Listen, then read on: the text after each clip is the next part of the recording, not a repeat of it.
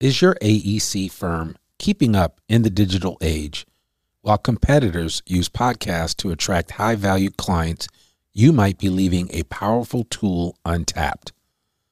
Join us on December 4th for a live webinar with me, Randy Wilburn, Zweig Group's podcast strategy consultant. I'll reveal how leading AEC firms are elevating thought leadership, boosting client acquisition, and enhancing recruitment.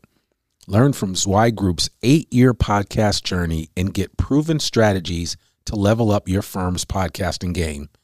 Visit zweiggroup.com to register today. Let's turn your expertise into opportunity. Welcome to the Zweig Letter Podcast, putting architectural, engineering, planning, and environmental consulting advice and guidance in your ear. Zweig Group's team of experts have spent more than 3 decades elevating the industry by helping AEP and environmental consulting firms thrive. And these podcasts deliver invaluable management, industry, client, marketing, and HR advice directly to you, free of charge. The Zweig Letter Podcasts, elevating the design industry one episode at a time.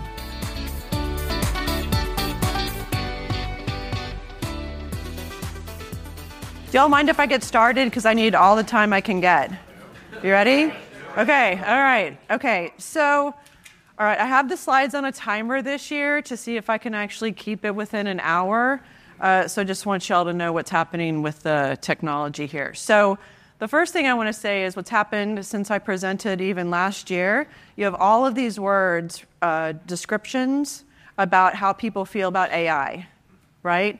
They run the gamut from amazing to fearful to hope to overwhelmed. These are all typical, right? I would say anybody up here kind of agree with this. So I'm a marketer and I like words, and so these are the words that came to mind. All whoa, right? So whoa can be very exciting. Whoa, if you've ever owned a horse, you pull back on the reins and you're like, whoa, or whoa Nelly, right? Like, hold on just a minute. And then there's the woe, which is the like complete impending doom or dread. I'm going to sit over here. So all of that is also perfectly normal at the moment. So how to start, and I have put the slide in from Chad Kleinhans. I call him Kleinhans. Chad Kleinhans from this morning, because the entire theme of Elevate this year, which is the first time I've ever actually had a theme, is return on investment, which I just love. So we're going to start out with that, looking at firms. So first of all, questions. Who in this room has a strategic plan for their business? Keep your hands up. Who actually makes progress on that plan every year? And there's no judgment. Really? All the people who have a strategic plan don't put it on the shelf. That is amazing. Okay, keep it up. And then who has AI in their plan? Okay, a little bit less. Okay, but I'm happy. Look at you. Anybody want to talk to Sarah for sure? Yeah, okay, that's good. So lots of people ask me what my favorite tool is, of course, in AI. I mean, they're like, Kristin, like, how do we start? Let's use the tool. And that's a great question, but what I use in AI every day is probably not the same thing that I would recommend for you. Or I'm looking at you now because you're giving me, feedback. I'm sorry, I'm going to stare at you the whole time now. But like, yeah, I'm like, oh yeah, he's talking. So what I use is not going to be the same thing that you use or what you use or what is needed for your firm. So you do not start with, well, we need to get AI. We need to keep up with what everybody else is doing. We have to just, we have to start with AI. AI is not a strategy. It is a part of a strategy.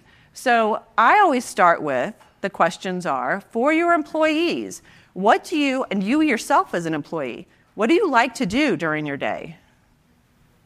I hope you'll have something you like to do during your day. And professionally speaking, of course, because there are people like, I want to go fishing and I want golfing. And I had a gentleman on Monday say, well, I don't want to work. So I was like, that's great. But like, professionally speaking, what do you like to do during your day? And then on the opposite side of that is, what do you not like to do during your day, professionally speaking? Because there is AI out there that, one, can help you do whatever you like to be better. And you can also delegate the stuff and get the stuff off of your plate that you don't like to do so that you then have more time to do the things that you actually need to do. Travis, do you agree with this? Are you looking? I'm looking at your face. So you start with that. So then, because we're also in marketing, we do handy dandy charts. Literally take a pen out or on your notebook. Remarkable. I'm looking at you. I love those. So you write down what you do during your day, your tasks. Nothing too specific, but kind of those those chunks of time. How much time did you spend on it? We're going to go look for a possible tool to do that thing. How much does that tool cost? And then if you were actually to do that, how much time would you save, hours per year? How much time would you save? There's a calculation for that. So when I ask technical and design teams, when you're thinking about your A, your E, your C, or your billable people, your technical people, you ask them, what are the pain points? Like, what's causing them grief during their day? What's that thing that's causing them grief? And usually those things that cause them grief, if you have AI, it will save you time, but will also increase quality of something. You could want to take reports off of your plate, or timesheets, or receipts, or administrative tasks, or meeting notes, low-hanging fruit at the moment. But there are also some people that say, I want to write better reports, or I want to do better proposals. So that's also a part of the time. So you start with that, right? You ask your people, what are their pain points? So I have a friend, I collect people in AI, and this gentleman's name is Stefan, I'm going to butcher it, Mikulik. He is 7'4". He's from Croatia. So anyway, he was at our AI and tech conference in Atlanta earlier, so I actually got to see him in person, which was amazing. But he says the same thing I do. This is his slide. You start with a tech stack, right? So if for your A, your E, your C people, you start with the stuff that you are already using. And then what you do, well, he says, can you add something, or can you take something off the plate? But then you look at this in its totality and you map it out, because there are really large vendors right now that are incorporating, or I'm hoping they are incorporating, AI into their platforms. And then if you have these things that are talking to each other, you can see where there's a gap. And if there's an AI tool that can fit in to help automate all of this stuff and have them talk to each other. So for firms overall, for leadership, I know when I ask this question, everybody's answer is different. What has your leadership been grappling with for years? We all know what that is. It's different for everybody. But what have you been trying to do for years? And because we don't start with AI, we start with strategy, what are your strategic goals? That's where you start with AI as far as firms are concerned. You create those use cases and you start with that. So before getting started, you always look at what you, again, have currently existing, because we spend an inordinate, unbelievable amount of money on big software vendors. Huge. I will not bring up Autodesk today. But I will bring up, these. So if you are using any of these platforms, please call your vendor, call your rep, and you say, what are you doing with AI? So as an example, I think this is the next one.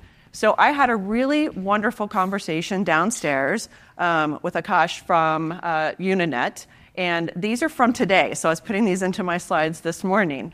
So this is just one of the ways Uninet is integrating large language models and machine learning already. Who in here has Uninet? Anybody? Okay, so if you have their CRM system, you already have this in their platform. And what he has told me is that people who have it in their platform already, maybe I think he said 2% of the people are actually taking advantage of the fact that it already has AI in it. So please ask your vendors. So this is already in Outlook. You don't have to go into Uninet, or you don't have to go into a second application at all. You can see it has the Uninet CRM system right here. And what the machine learning is doing on the back end is it is looking at your emails, and it is pulling contact information already. On the back end, you don't have to touch it or anything, into the CRM system. And then the other one he showed me was, again, we are still in Outlook.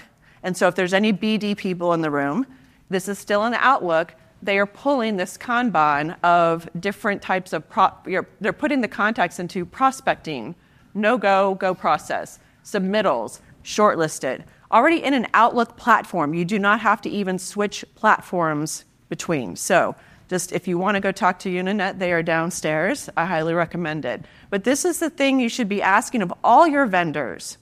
How are they making your lives easier? How are they fixing those problems that we addressed in the earlier slides? For me, when I talk about AI, someone earlier this year said, well, Kristin, how much do you spend on AI? And I will be perfectly transparent. I just buy apps all the time, and I don't know how much money I'm spending. So then I did it because she pushed me to do it. So earlier this year, I was spending $1 per every hour that I saved. So if I purchased Motion app, which is an AI calendar thing, which is amazing, I was spending $220 for the annual subscription, and I was easily getting back that much time per year. So it was $1 for every hour. So right now, because I keep buying more AI, my spend is about $3.60 for me to get the hour back.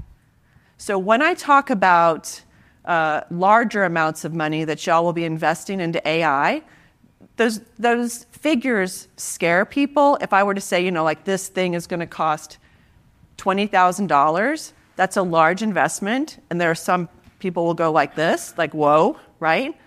But if you were getting back 20,000 or less, maybe even 10,000 hours for your billable people, that change in your revenue and profit and utilization is what's the adjective for game-changing? Exponential. So you have to think about overall questions. Remember, we're not just choosing AI. Why will you invest in yourself? Why will you invest in your employees? Why will you invest in your company? And of course, why will we invest in our clients? And the what part of what we're investing could be time, it could be people, it could be money, any other type of resources, it could be intelligence as well into the model. All right, so I always think about time saved when I use AI because that is a very easy metric.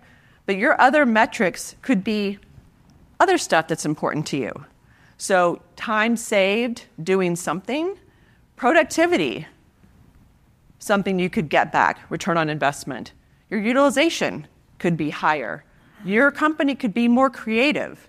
You could have a better quality output. You could do more. So there's a AI tool out there called Joist. I talk about it a lot. It's built for proposals. And I sat on a panel at SMPS Amplify and interviewed one of the clients who was using Joist, and she's metrics driven, and she said she knows that Joist paid off in 1 month for her, and she knows that they are doing not only higher quality proposals, but they are doing more proposals, right? So it's not just about more and burnout. Sorry, see? So quantity is a KPI. Happiness and morale. I know that I'm talking to a group of very technical, very like show me the details. But there is a happiness and morale quotient to using AI. Y'all, we talk about recruiting, we talk about retention, best places to work for in Zweig. That is a big deal to y'all. You do these surveys. That has to do with happiness and morale. So I will not discount that. And then obviously time spent on something is also, so your why you want to use AI could also be your direct correlation to what you're measuring to make sure you're getting back that return on investment. This was from McKinsey & Company last year. They said companies using AI are companies using, I'm going to reiterate, using AI say that it can help them increase the value of what they're already offering and come up with new ideas for service lines. On the flip side of that coin, companies who have not started to use AI think about how AI can cut jobs, reduce employees. That is short-sighted. I could use all the cuss words here. It is short-sighted. So companies who actually start to use it understand that AI is a benefit to do things better. So what is it? I always give a primer. I love this. It's one of my favorite slides. And I just keep it in here because I like to see Matthew Broderick. But this is War Games. Sorry. This is War Games. And this is how this was my first, just seeing AI on the big screen, right? It was Joshua, named Joshua, and it's Shall We Play a Game? And so when people also equate, I'm a techno-optimist, but this was my first equation to AI, and it was World War III. It was global thermonuclear war. But that's not what it is. So AI is artificial intelligence, obviously. Bill Gates in early of 2023 said that it was a computer model that was created to solve a very specific problem or provide a particular task. So ChatGPT did chat or text to text better than anybody else.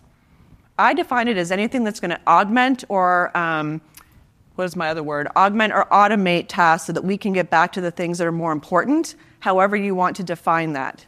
That could be whatever you want to define it as, but in our industry, it's probably spending more time with people, whether that's our employees, our team members, or our clients. But currently, so when ChatGPT came out, again, very good at chat, it currently excels at generating code, text, image, video, voice, and chatbots, and it also can read code, text, image, and video. And that means it's multimodal. So how it works, this slide I'm very proud of, has not changed. So the foundational aspect of this is staying the same. You have to tell it what to do. You have to give it direction. You have to give it instructions. You have to give it a message. And then it's going to go look for information from some place, right? It's going to go look for the data from a knowledge source or a library of resources, whatever you want to call it. So when ChatGPT first came out, its knowledge base was the internet pre-2021. It is now the internet pre-January of 2024, so it's getting closer, but it's still outdated. Now, when it goes to look, no, I'll ask you the question in a second. So then it's going to read your question. It's going to go look for information based on how it was trained to do so by a person, a computer scientist, a software engineer. And then it's going to give you an answer. So if you can see this, GPT actually stands for, nope. Hold on, it's trying to make me go, generative pre-trained transformer. That's the process, okay? Now, in this process, I'm going to look at you, sir. What can go wrong? That's one. Two. All of it. All of it can go wrong. And you know why it goes wrong? Because of humans, right? So when people say the AI is bad or awful, I'm like, the process or the actual thing is not really awful. It's the human involvement. I don't mean humans are bad. We're just biased. We have misinformation. So you could give it a bad message or a bad prompt. The internet, pre-2021, or the internet today, currently, is that the bastion of accuracy? No, it's flawed. So when you get a bad answer, it has bad data. And this person down here who's wicked smart and training it has biases. I give a whole course on the inherent problems with AI, usually human-based. So why now, right? So 3 things have happened. Huge amounts of computing power, which is the hardware. We have better coding, really smart people who can use the hardware. So that's the software. And then the digital data boom, which is the knowledge base. So just the speed that's happened. This chart is from Time magazine, and it comes from 1998 to 2022. And for those in the back of the room, all of these lines are converging right here to where human performance, it's surpassing us. It's already surpassed us on things. Handwriting, speech recognition, common sense. Great, it's just going to say math right now. Code generation, all that stuff. So this is, we're here. It's up here. It's definitely surpassed human performance. I'm going to read this to you. So Google created their quantum computer, Sycamore, I think it was in 2019, maybe 2021. And this was from last year. It performed a calculation in seconds that would have taken the world's current supercomputer 47 years. Okay? That fast. And then down here, the gentleman, the former Google CEO, Eric Schmidt, so I'm going to use my hands here because I'm visual. So from the beginning of time to the year to the year 2003, we collectively, humans, created something called 0.5% of a zettabyte. So y'all know about kilobytes and megabytes, right? This is zettabyte, it's massive. But we've created from 0 to 2003, 0.5%. In 2013, which was 11 years ago now, we created that same amount of information in 2 days. So it is taking our information unwillingly, and we are also creating and giving back information willingly or unwillingly. So it needs a lot of data. This is the Moore's Law, which means that technology doubles almost every 18 months or 2 years, 24 months. So you can see it has this nice little timeline, right? And so again, AI has been around since the 1950s when it was coined and founded. OpenAI, right here, 2015, is when OpenAI, which owns ChatGPT, was created. And at the same time, AI surpassed the brain power of a mouse. Coinkydink? I think not. Then, now in 2023, surpassed the brain power of a human. So remember all those lines converging up here. And then this chart in particular says it will surpass the brain power equivalent to all human beings in 2045. And that number is too far out. It's going to be much, much faster.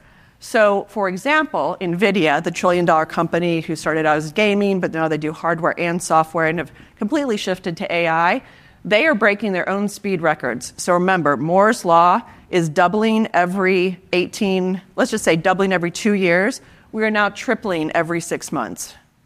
So it is, your brain can't take it in, right? My brain cannot take it in. So I'd be remiss if I didn't mention AGI, which is artificial general intelligence. And that is the AI that you see in all the movies. So it's computers or robots that have like self-awareness. They have superhuman intelligence.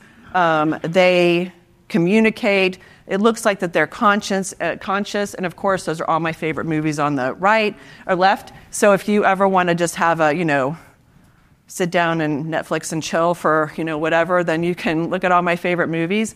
But in March of last year, Bill Gates also said that this was never possible. All the current founders of AI say that it's probably possible, like 25%. And Elon Musk, out there as usual, is saying it's going to happen in 4 years. So this is from last year. This is a Belgian advertising company that threw this up on a unfinished building that said, hey, ChatGPT, finish this. And it was funny at the time. It was funny because robots can't do what we can do. But it's not funny anymore. So this is from, I wonder if the sound's not going to play, I'm sorry. Anyway, this is an architecture firm from San Antonio called Lake Flato. And as you can see, they're already building houses hooked up to computers with large, 3D cement printers. It's unbelievable. And the company that's doing this is called Icon 3D Tech, and they actually are creating an entire subdivision or, development community outside of Austin right now. They're already going up. They're being sold. They're $500,000 homes. So it's already happening, even in just 1 year, like that kind of Belgian sarcastic advertising company. It's not funny. So what started this? What? What? You're funny. Oh, okay. Okay. So who has touched ChatGPT? Okay, keep your hands up. Paid version. Who's built your own GPT? Oh, you're a plant. And you're a plant.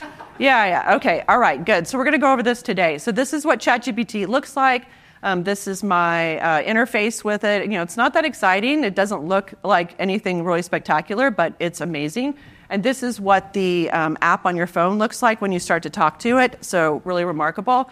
All right. So remember I said it's multimodal. It can see, it can hear, it can talk, it can read imagery, it can analyze imagery better than we can for sure. So this is what it looks like. I have shown this I've shown it for about a year. So this has been out since I think last November. This is not new today. This has been out and you can do it on your phone right now. Now, there's only sound to this, so y'all can't hear the sound, but I'm just going to walk you through it. So I pull up the app, and I take the picture. This isn't me, but I take the picture of my bike and I'm like, would you please help me lower the bike seat? Right? It can see the picture. It can read the picture. So it says, sure. I'm going to give you these 4 steps. The first step is you have to find the quick release lever or the bolt, one of the two, right? Whatever's on this bike. So take a picture of the bike again, circle it on my phone, and I say, what is this? It can read the imagery. So it's going to say, that is not the quick release lever, that's actually a bolt, and you're going to need this type of wrench, an Allen wrench, to loosen it. So then we take a picture of our bike manual, and we take a picture of our toolkit. Y'all know where this is going, okay?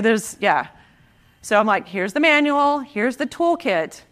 Do I have what I need? It has a crescendo to the music. I really wish you could hear it. And then it says, yes, you have the right tool. And oh, by the way, it's in the left hand of your toolkit labeled DeWalt. So if you do, this has to be very clear about what multimodal means. It can read images, it can read videos. So about 2.5 months ago, OpenAI, ChatGPT came out with their 4.0 version. It looks like 40, but it's not, it's 4.0. And I'm going to read this to you, especially for those in the back. The new model of 4.0 could perceive emotion. So if you're talking to it on your app and it can see your face, it can be like, oh, you're sad, or you're happy, or am I dressed correctly for an interview? Talk to me about, throw me some interview questions, and that's the whatever. Okay, then it can analyze voices and faces, responsive conversation. It can answer in little as 232 milliseconds, which is very comparable to humans. It sounds like it's breathing. It can laugh. And it also has instant translation. So if Sarah and I are talking and she's in Spanish and I'm in French, instant translation. Instant translation. So it reminds me of this. It's one of my movies on the list. I watched it again about 2.5 weeks ago, and it came out in 2015.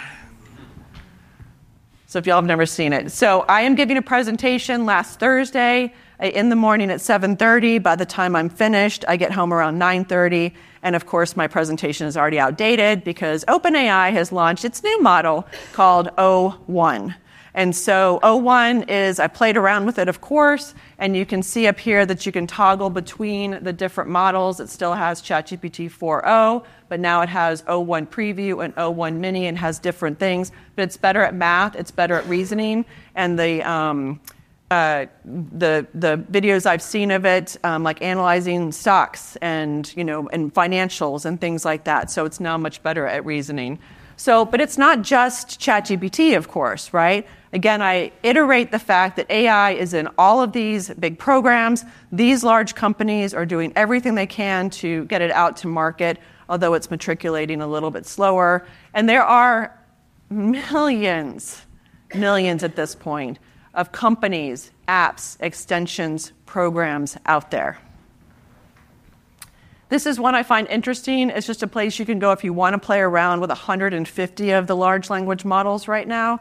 It's at chat.lmsys.org, and I find it only fun because they've kind of gamified it. So you can put in your text prompt, and it will run 2 different answers on Model A and Model B. It will not tell you what model they are using, and then you get to vote on the model of which one you think is better. It's a blind test. And then it will go into that leaderboard and start to rank the models that are better than each other, and then it will tell you what model you were using. But on the previous screen to this screenshot, it will also give you links to the 150 models out there. So again, it's not just ChatGPT. This is Google. This is labs.google. They are trying to make it easy for you all in one place to test out their products as well.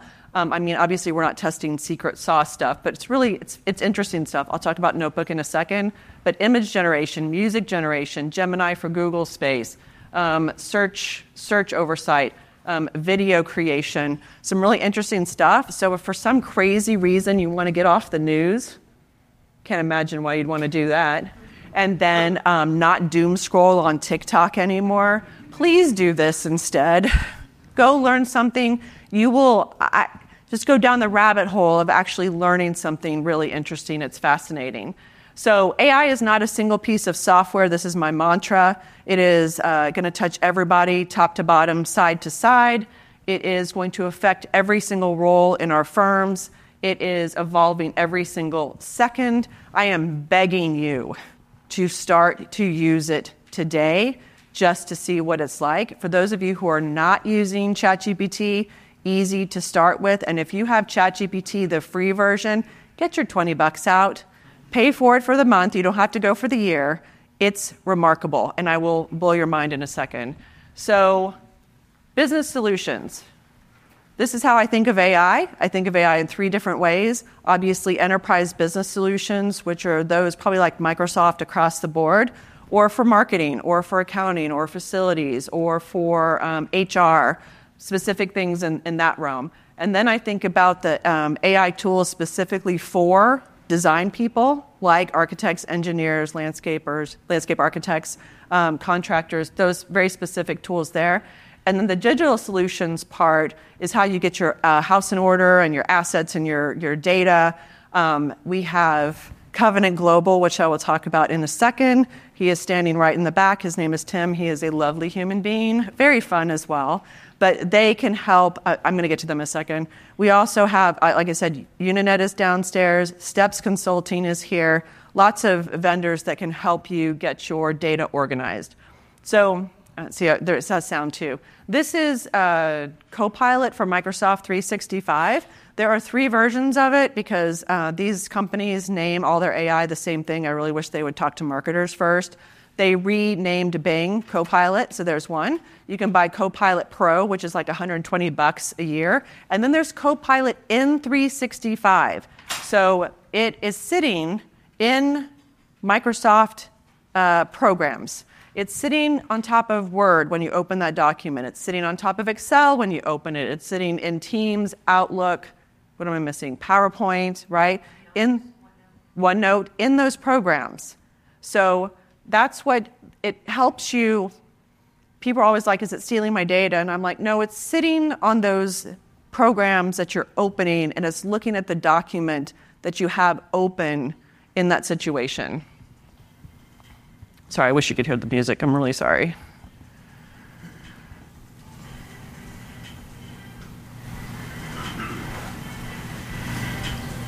The transcription for Teams, which is remarkable. And again, remember the process, right? So when you have a document and you have information open, I'm going to use my hands, you're talking to your document. You're talking to the information in that document. It's the knowledge base. So this is what it looks like. This is Excel, and it is not as fancy as that lovely marketing video, but it sits here in my navigation bar. So whatever I'm using in Excel, I can just toggle on to Copilot and work on it there. And this has music, so I mean this has actual people talking, but this is it in Teams, and it can listen. The marketing video is fabulous, but currently, right in Teams, it's going to listen to your meetings. It's going to transcribe them. It's going to summarize them. It also has something called Speaker Coach, which can analyze sentiment in your voice and how you talk during meetings as well. So that's kind of remarkable. And then this is what it looks like when it comes out. Again, here are your notes and your transcriptions. You have notes, you have mentions, all that stuff. So it's already built in. So remember the process. What if I asked you if it was possible to control the knowledge base? The answer is yes, great. So this is why I'm looking at Tim in the back, because we did a Minds and Machines seminar couple months ago, and afterwards they showed they had a one-on-one seminar where because they're Microsoft partners and they help companies do this. I always talked about Microsoft Copilot and Microsoft 365 sitting on the programs. You can now toggle it on your assets. Okay, now I don't want y'all to be scared about it, because it's not just going to happen. You have to actually take action to make this happen, right? So this is what it looks like for me after we got done with your presentation, Mark. After we got done with the presentation, I was like, called up our little IT person. I was like, put this on, like, turn it on. I have no secret sauce. My small company has 3 people. We're not hiding HIPAA. We're not hiding salaries. There's nothing I'm hiding. So you just toggle this baby on, right? So mine looks like this. There's a toggle for work, and there's a toggle for web. So I can toggle on the web, and I can use the web, current internet, as my knowledge base. If I toggle it on work, this thing goes into and can look at, and please correct me if I'm wrong, but it's my OneDrive, it's my shared folders, it's my calendar, it's my email. Yep, all data sitting in 365. Correct. So I don't worry about it taking my data. It's not going anywhere. Microsoft is like doubling down on security. We already give Microsoft the assumption that they will keep our stuff safe, which they do. So again, it's not just stealing your data to take it anywhere. And again, you can talk to these two gentlemen. They are much better at the vocabulary than I am. But this is possible now. And I was just talking to a client this afternoon. They're going to turn on Copilot in Microsoft 365. I told them about y'all, and I said, if you wanted to try the test pilot or pilot projects for marketing, you could actually probably talk to the two of you, and you could turn on marketing assets, and you could even probably just start there. So marketing already has kind of all their stuff all in one place, and we want to talk to that, right? We definitely want to talk to it. So I'm going to skip this. It's called Toggle AI. It's a construction company out of Miami who built their own app for construction. And the video just really highlights the fact that it's not looking for information on the internet. They have put the construction plans and everything within their app, and that's all the information that the AI is looking. Because remember, we're on can you control the asset and the knowledge base? So if you don't have any idea what I'm really talking about and you want to just play around with stuff, here are some of the websites that you can do it. Again, just something as simple as PDF AI. You open it up. Do not upload, secure or, NDA stuff. No secret sauce. But you upload a PDF, and then it's going to say, let's just start to talk to it. And then I have AI running on my own computer. And if you don't think already that the hardware is going to start to assimilate this as well, it's definitely already happening. So this is Dropbox. They announced it last year. It's already live. And you can see the crystal at the top. That's the best we could do to define AI. It's either a flat, like an infinite symbol, or the crystals. But you can see that I uploaded an interview that I had with a client, and then I clicked on Dropbox AI, and here it is on the right-hand side that's already asking me something about this file. I just start to talk to that file. It's not searching for the words. I can talk to the file. It's analyzing that information. Adobe, who created PDFs, came out and finally said, we have our own AI. And I was like, late to the game, but better late than never. You have to pay for this. It's an upgraded charge, but it is called their AI assistant. And again, I uploaded. This is Zweig does operational benchmarking. Very good at it. So I uploaded one of their reports for one of my clients. There's no secret sauce in here. And then you can see over here, it's starting to give me a little overview and ask a question about this document. This is notebooklm.google, which is on the Google Labs thing I showed you. I love it. Again, just keep your no secret sauce or anything, but you can use the data sources. You can upload from your drive, a PDF, a text file. You can upload a website URL. You can use the URL, the website, as its knowledge base and start to talk to it. All right, what if you controlled the entire process? Do you think you can do that? The answer is yes. All right, I think I'm also behind. So GPTs, again, I wish that they would have talked to marketing people. ChatGPTs, AI assistants that you can build within their platform are called GPTs. So we say, we're going to talk about GPTs and ChatGPT. It's very confusing, so think of them just as an AI assistant. So this is what it looks like, and actually, again, not that sexy or exciting, but it's going to start to ask you questions, and it has a configure if you want to give it your own instructions and change some stuff out, but it also has a create button. And so the AI, it's an easy tool. The AI is going to walk you through questions about what you want to build and just take that information from you in a conversation. And then it's going to start to build this assistant for you. And then you can come over to configure so you can see the instructions it's already built for you. It did a name, it has a description. And then you can see down here, knowledge. it's given me the capability of uploading files as the knowledge base. Or I can also toggle on web browsing, and it can go look on the internet for answers. So I'm going to skip that. So that's the GPT store. When you create a GPT, you can either keep it to yourself, and you can only do this with the plus version, so you have to have the paid version. You can also toggle off training the model in the, what are they called? I'm losing my words. Settings. Thank you so much. In the settings, you can toggle off training the model. So if you build your own GPT, you can keep it for yourself. If Sarah has ChatGPT Plus, I can share my GPT with her, and she can use my GPT, but you can't edit it. You can just use it. And then you can also put it on the store if you want anybody to use it. 3 days after this was released, they had 3 million GPTs.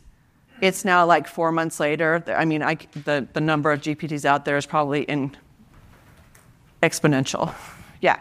So these are just some that I built for myself and for clients. These are 2 that are out there publicly. If you have ChatGPT Plus, you can just go find them and play around with them. But I'll start with an easy one. I like to write, right? I like to write. So I created a GPT with samples of my writing. I couldn't tell you what my style is. I have no idea. I could not explain to you how I write, but I took all my samples, I fed them into the GPT as its knowledge base, and I asked it to analyze my writing, and then when I give you a topic, I want you to write like me. So it does that now. Now, I still like to write, so nothing that comes out of a model I use just, plain Jane. I like to zhuzh it up. But you can do this for recruiting, HR recruiting. If y'all are out there and you have a job description and 100 resumes, feed them in, compare them, ask the GPT to give you the 10 best candidates, and why? And why? What are you looking for? Or you could tell the GPT what you're looking for in the resumes. This is another one, a firm analyst GPT that I built. And so you can see there are no knowledge uploaded files there, but I gave it instructions. So if I feed it financials of any kind, I'm going to do it over here in my prompt, and it's going to be able to look at information in a new way and hopefully give me insights to data that you already have out there, data that you already have. You can build them in multiple ways. I wrote a LinkedIn post on this. OpenAI has GPTs. U.com calls them agents. Anthropic's Claude calls them projects, and Google Gemini calls them gems. So these are the 4 major places that you can actually build AI assistants. We want you to use AI first. So every time you think about a task right now that is repeatable, that needs to look at information or knowledge, go build this GPT. I've also had people say, how many GPTs is too many? The answer is never too many. Build as many as you need, as many as you can. So this is when, this is a company called Cassidy, and I'm starting to look into it. But people who build automations, this thing has to happen, a trigger, then this thing has to happen. Well, now there are companies out there that are building automations just with AI. I don't even have to know what the triggers are. I just have to tell them what I want it to do, and it's going to start to work through this workflow. So I clicked on a competitor analysis within Cassidy. My competitor was myself, so I put in my own URL, and then it's going to tell you what it's going to do. It's going to look for reviews, it's going to scrape that website, it's going to write a description, it's going to extract the product, services, and offerings, extract strengths and weaknesses, and give me a report. And then you click the button, and that's what it does. So that's what automation also looks like. Companies out there are starting to have AI that does these things in order to trigger, right? Not to take the place of good researchers like Sarah. So, shifting to an AI-first mindset, this is kind of I want you to make it a core component of your strategic planning, right? If you have a strategic plan, if you don't have one, get one. If you have one, you put AI in it and throughout it. Integrate AI into the foundation of what you do on any workflow. And the last one is going to be the hardest part for us. Rethink and break existing patterns. That is hard for our industry. We like to do things the way it's always been done. So, I say this lovingly, we really have to think differently. So, I'm going to skip this. So, what's next is now. That's my little tagline. This is the least advanced that AI is ever going to be. Ever. We're not going back. If you think that the government or anybody is going to turn this off, you are mistaken. It is our open source coding. It's already out there. Even if OpenAI went away tomorrow, and it almost did last Christmas because they fired Sam Altman, but the world was going to move on with AI, even without the thing that started this in November of 2022. If you only build with the AI of tomorrow, if you're waiting, you are waiting right now to do something later, you will be out of business and you will not be, because you will not be able to stay competitive. I'm not a doomsayer. It's going to happen. You're not going to stay competitive. And if you only build with the AI of today, you're not going to get completely ahead. So that's why my tag is kind of like what's next is now. You have to have kind of 2 feet in both of these future and current situations.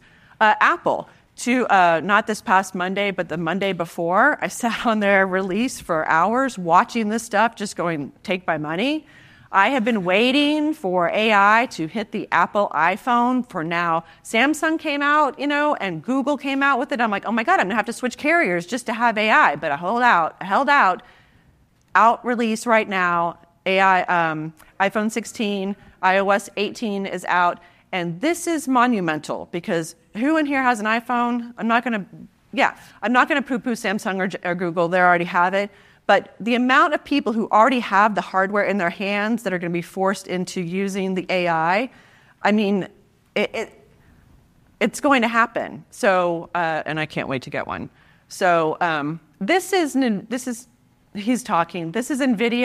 also the $1 trillion company again, but this is their digital twin. And what I like, they talk about weather here and how amazing that they used to have weather patterns and look at them from way up here, but now they can get really close to the ground and much more accuracy.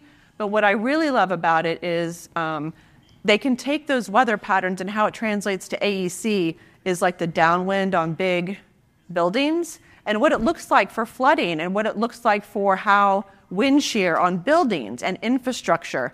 And these are digital twins. This is not just a model, like they don't just take the data and they run kind of simulations. They are pulling data in real time to show what this happens. That's what a digital twin is. I have a business partner, she talks for an hour on digital twins. So, but this is, and I'll send the presentation out in PowerPoint so you can run these later when you're having a cocktail, which is what I do. Okay, this one, oh God,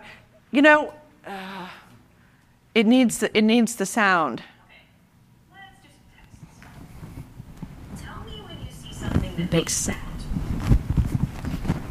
I see a speaker which makes sound. What is that part of the speaker called? That is the tweeter. It produces high frequency sounds. So it's on her phone. This is Google DeepMind. It's called an Astro Project. It's an app on her phone. She's walking around an office. For those of you in the back who probably can't hear, give me a poem about, this thing that it's looking at. It's okay. The poem's not so great. What does that part of the code do? What does this part of the code do? So again, it's looking at something live and interpreting what it's seeing, and it's telling her what that code does.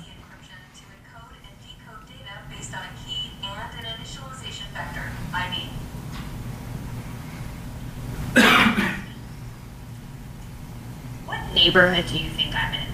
Where am I? This appears to be the King's Cross area of London. It is known for its railway station and transportation connections. Do you remember where you saw my glasses? Yes, I do. Your glasses were on the desk near Red Apple. Because it's watching. It's analyzing the entirety of what that view screen is. So now she picks up the glasses, and obviously this is Google, but Meta has their glasses out right now. I actually have a pair.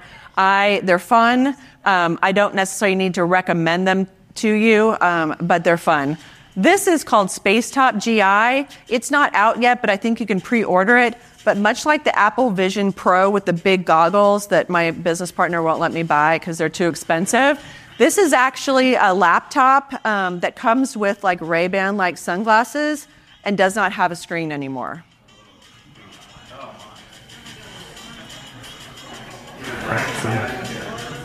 For like $1,900.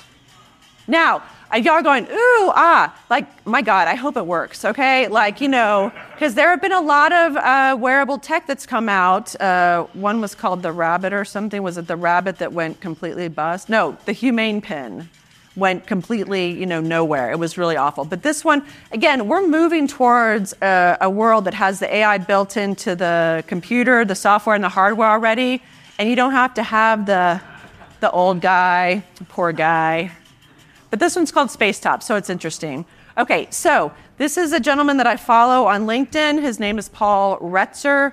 He has the marketing artificial intelligence. He's wicked smart. But this is his slide, and I stole it. And he says this is his incomplete AI timeline. Okay, incomplete because it's always changing. But I want to point out, so he's got some large language model advancements. I mean, that's going to come. The multimodal stuff that I talked about, obviously going to continue. AI agents that I've already talked to you about as well. Coming, robotics explosion. If you haven't seen what Elon, I don't like Elon, but I will say what he's doing in the robotics, like go Google Elon, I think it's called Prime, his little robots are Prime. And then AGI emergence. Even Paul says like somewhere, this is going to emerge. Now and I put wearable tech because like it's coming. I'm already ordered the little device that will listen to me everywhere I go. I can't wait to get it. My point to this timeline is as such. When we talk about the future, we always think about 40 years from now, 30 years from now, 10 years from now. What do you want to be in 5 years, Oh, what is this number? It's in 6 years. And for any of us who think it's still 2000, it's not. It's 2024. I have a hard time with that. But this is a 6-year timeline. This is very, very fast. So just, it's coming. Don't think about just the roles too as leadership, thinking about your firm in general. The big operational, I do an entire seminar on this as well. Think about how it's going to also change the big picture stuff that you have to think about. I like to poke the bear. It's going to change our fees. It's going to change us from being a commodity. It's going to change from hourly rate because we're going to do things faster. But we do them faster because we have the experience and the knowledge and the wisdom. So we want to be charged for our value, not just our time anymore. Are you giving away the ownership of your drawings already? Even in your most companies, sign away their drawings to clients with some fair usage right. I'm looking at you. So I think that's the word. Like you give your clients some type of fair usage to use your drawings. What if they took your drawings and put them in a model and created their next building? So look at your contracts. Right now, look at your contracts and about what kind of information and data you want to give away and how. Look at your differentiators are going to change. No one in this room better say they're cheaper and faster. That's not a differentiator, but if it is, you are out of business. So you have to say something different. Your value has to be defined differently. There are lots of big picture questions to think about with AI, not just what tool can I use, right? This is a bigger discussion. So when I ask clients what they think success would look like in 6 months or 12 months, if you started down this journey of AI implementation in your own firm, a lot of the gentlemen that I talk to, they say, like 25% more billable. And I'm like, that's great. That's a huge number. But what if you were just increased it by 5%? What if you gave everybody in your firm, let's just say technical people in general, 2 hours of their time back every week? That's 5%. How much more revenue is that? Do they get to spend it more time with the younger people, building them up? We can't find people. So we have to train our own people internally.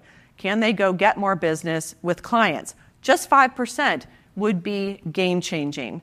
And then what are you going to do when you get back your time? Like, what would you do with the 2 hours? And I'm going to say 2 hours is table stakes at this point.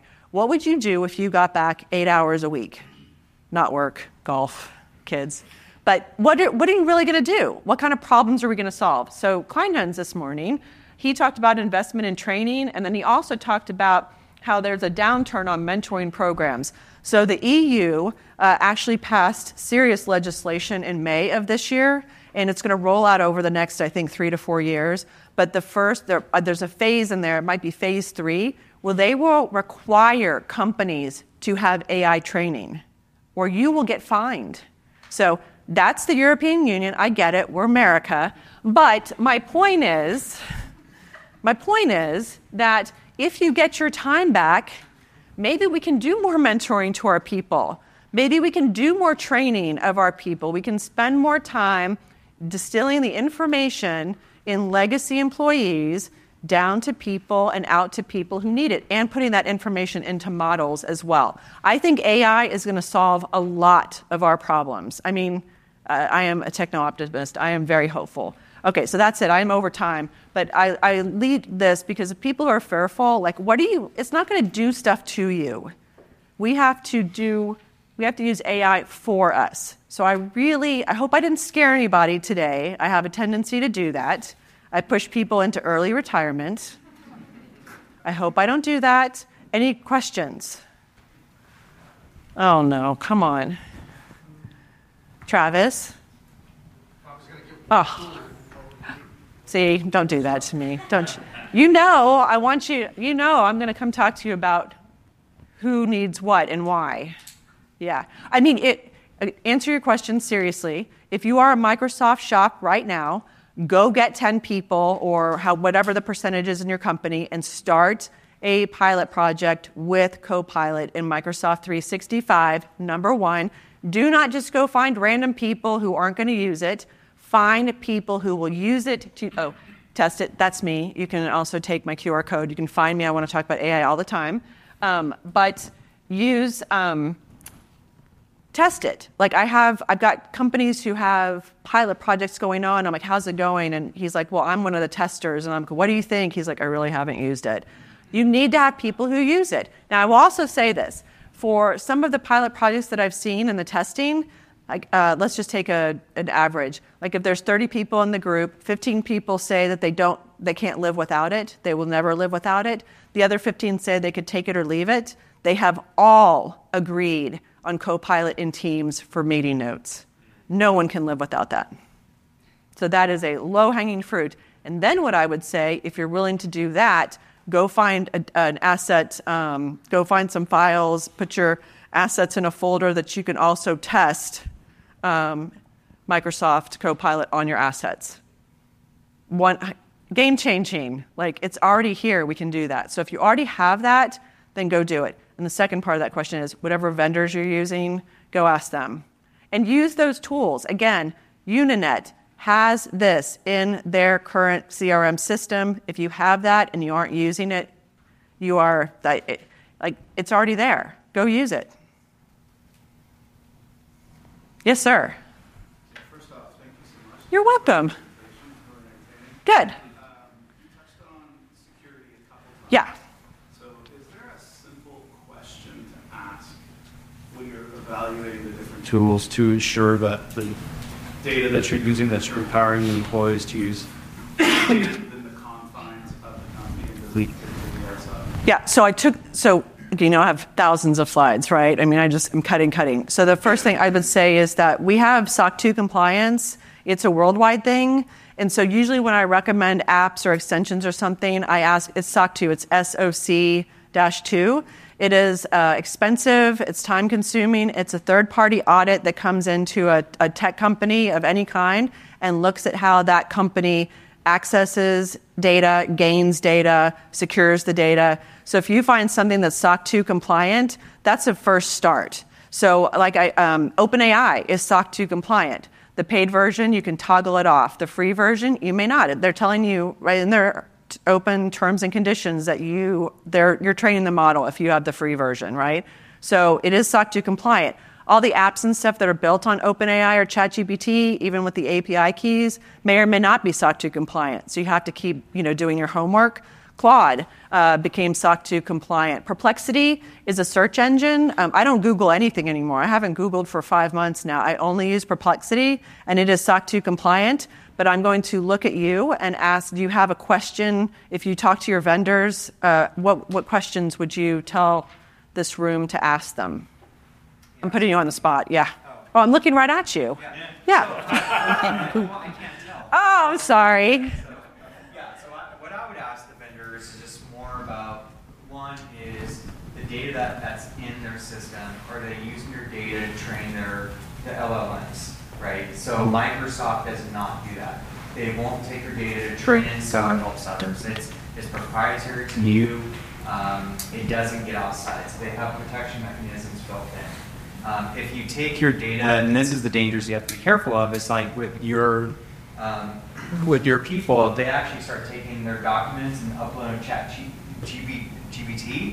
That's actually is being used now to train. Like all that data that's on the internet is being used to train that.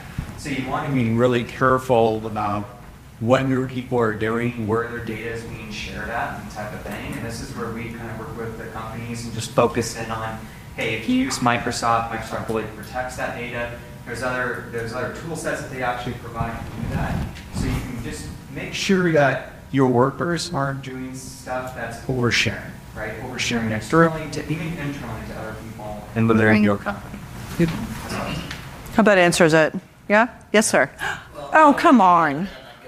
Yeah. And I would recommend that you put an AI policy in place. Oh, 100%.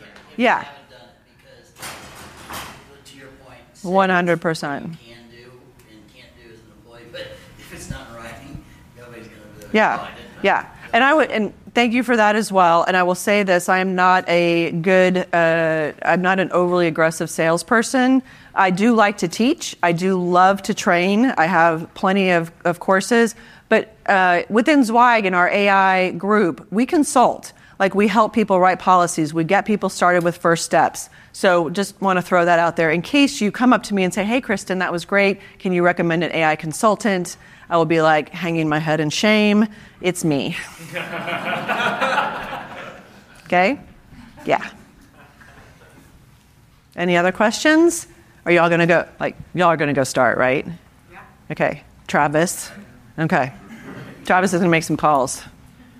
All right. Well, I really appreciate it. I'll be around the whole conference, and I think tomorrow I'm running a roundtable as well. So I look forward to seeing you. Thanks for tuning in to the Zweig Letter Podcast.